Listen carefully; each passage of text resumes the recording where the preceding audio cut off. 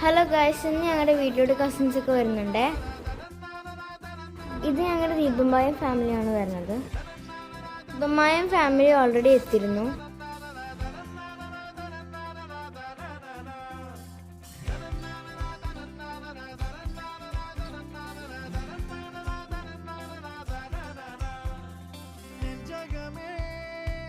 Kiss ചേച്ചി കോളേജിൽ നിന്ന് നേരെ ഇങ്ങോട്ട് വന്നു.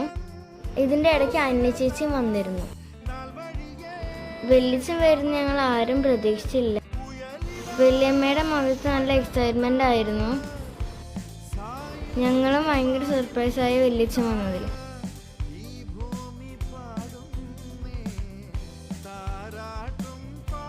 ഇനി വരാനുള്ള നഞ്ചേച്ചിയും വൈശാഖുമാണ്.